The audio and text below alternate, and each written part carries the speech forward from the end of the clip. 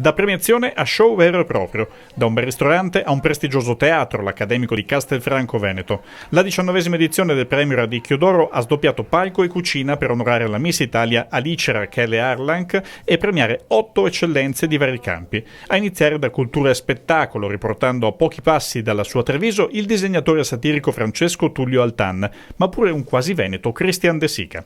Io poi ho vissuto 10 anni a Cortina d'Ampezzo, quindi sono stato sempre in Veneto, spessissimo.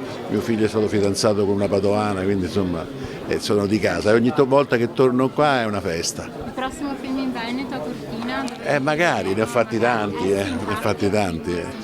Chissà perché, ma sai, quello dipende dai produttori. Precarie condizioni di salute hanno consigliato al giornalista Rai Vincenzo Mollica di non affrontare la tormenta dell'Appennino bolognese per ritirare il premio per il settore cultura e spettacolo.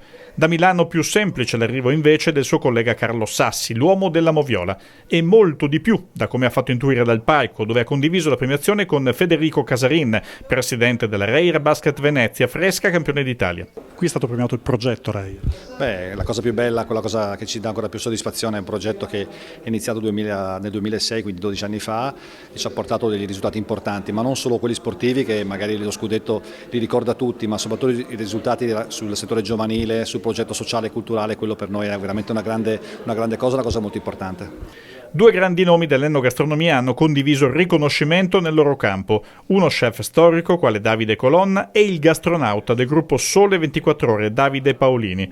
I riconoscimenti dell'impresa hanno invece affiancato Renzo Piraccini, protagonista dell'internazionalizzazione del Radicchio Rosso di Treviso IGP, e l'imprenditore trevigiano Giuseppe Darè, il panificatore dei Bibanesi. Io ho trasformato un piccolo panificio e con un'idea negli anni, lavorando quotidianamente con cuore e con tanta passione, sono riuscito a fare in modo che questa impresa potesse addirittura dar lavoro a 108 persone.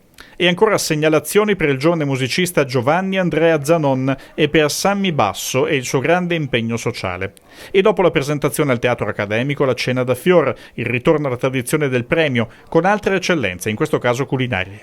Pensando che 21 anni fa il Morlacco non poteva essere prodotto e adesso è presidio slow food, pensando alle DOP che siamo riusciti a certificare in questo periodo, pensiamo a quello che stiamo facendo, sicuramente in 19 anni abbiamo fatto parecchio.